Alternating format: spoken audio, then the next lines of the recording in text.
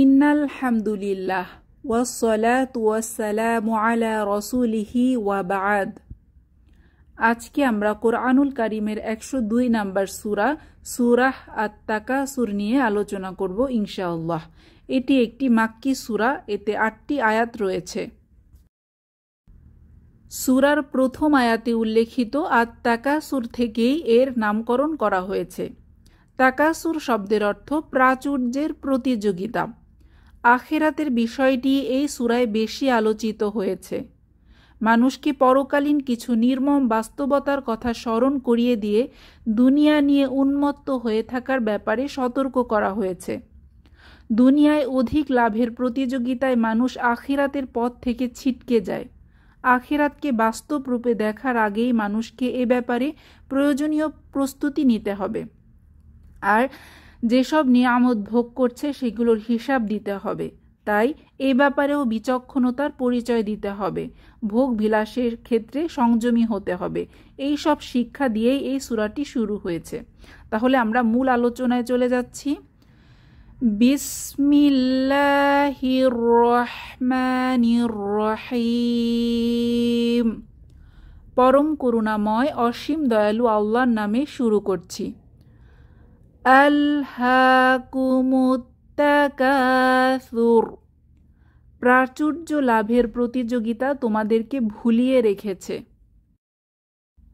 আরবি আলহা শব্দটির মূলে রয়েছে লাহউ। এর আসল অর্থ গাফেলতিতে নিমজ্জিত করা বা ভুলিয়ে দেয়া। যেসব কাজের প্রতি মানুষের আগ্রহ ও আকর্ষণ এত বেশি বেড়ে যায় যে সে সেটায় মগ্ন হয়ে অন্য অধিকতর গুরুত্বপূর্ণ জিনিস থেকে গাফেল হয়ে পড়ে, সেই ধরনের প্রত্যেকটি কাজের জন্য আরবি ভাষায় এই শব্দটি ব্যবহৃত হয়।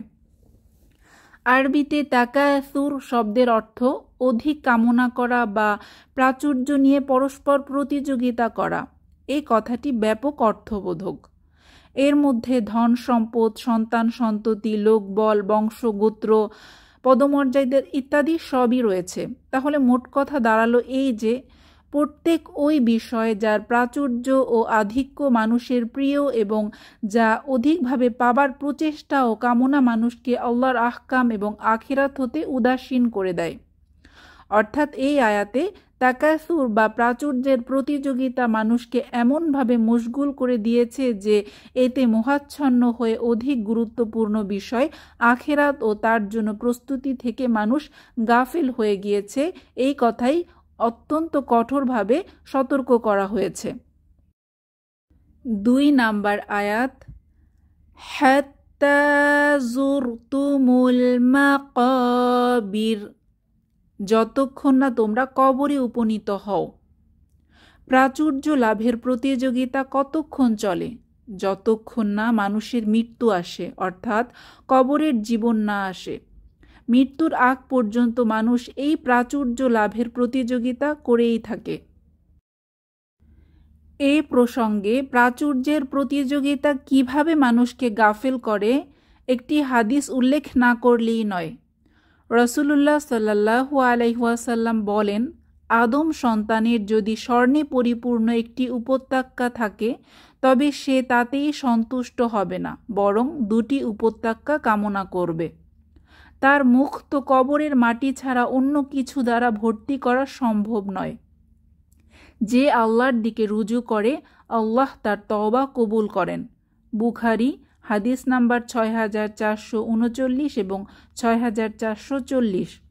অন্য হাদিসে এসেছে, রাসূলুল্লাহ সাল্লাল্লাহু আলাইহি ওয়াসাল্লাম বলেন, আমি তোমাদের জন্য দারিদ্রতার ভয় করছি না, বরং তোমাদের জন্য প্রাচুর্যের ভয় করছি।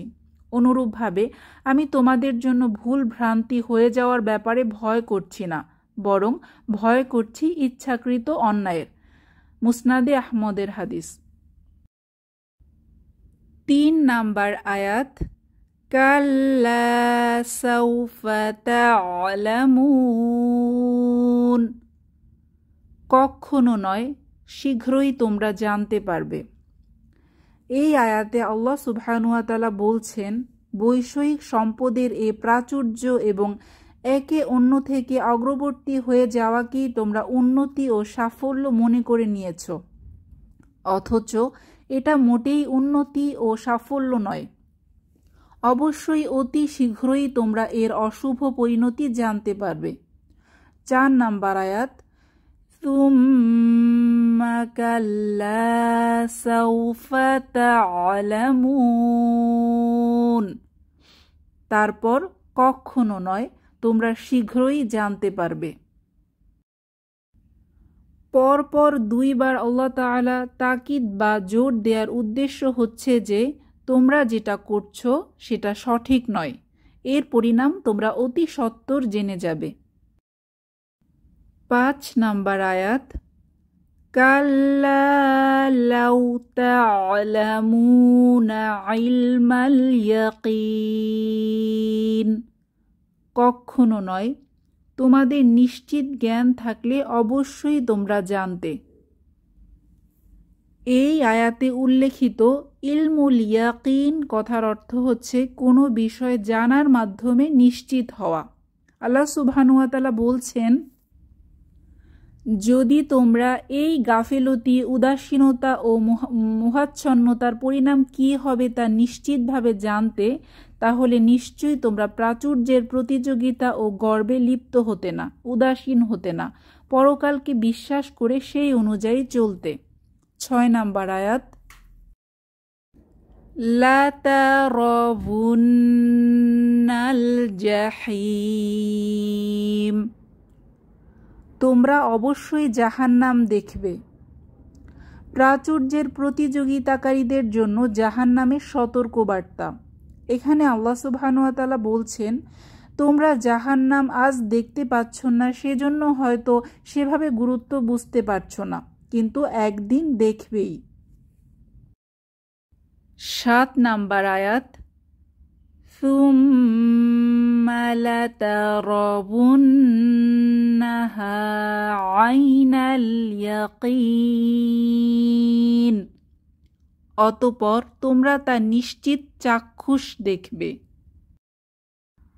আয়াতে উল্লেখিত আইনাল ইয়াকিন কথাটির অর্থ স্বচক্ষে দেখে নিশ্চিত হওয়া।